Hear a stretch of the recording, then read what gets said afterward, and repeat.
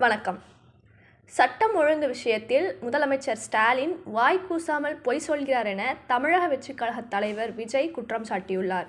இது தொடர்பாக அவர் வெளியிட்டுள்ள அறிக்கையில், திமுக ஆட்சியில் நாள்தோறும் நடக்கும் குற்ற சம்பவங்கள்தான் சட்டம் ஒழுங்கு சீரழிந்து விட்டதற்கான சான்று. சென்னையில் அடுத்தடுத்து நடந்த பாலியல் வன்கொடுமை சம்பவத்தால் தமிழகமே அதிர்ச்சி அடைந்துள்ளது. சென்னை அடையாறில் பீகார் தொழிலாளி மற்றும் அவரது மனைவி, குழந்தை படுகொலை செய்யப்பட்டதை தொடர்ந்து நந்தனம் அரசு கல்லூரி கேன்டீனில் இளம்பெண் பாலியல் வன்முறைக்கு உள்ளாகியுள்ளார்.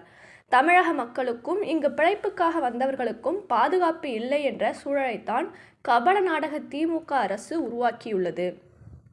கொள்ளையடிப்பதிலேயே ஆட்சியாளர்கள் குறியாக இருக்கின்றார்கள். அதனால்தான் எதிரான குற்றங்களை தடுக்க முடியவில்லை. சமூக விரோத கும்பல்களுக்கு துணிச்சலும் வருகிறது.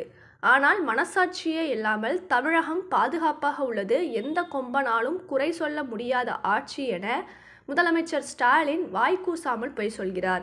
விளம்பர மாடல் ஆட்சிக்கு முடிவுரை எழுத மக்கள் தயாராகிவிட்டனர் என தவேக தலைவர் விஜய் தெரிவித்துள்ளார். இதுபோன்ற தகவல்களுக்கு தொடர்ந்து இணைந்திருங்கள் ECR டிவி சேனலுடன்.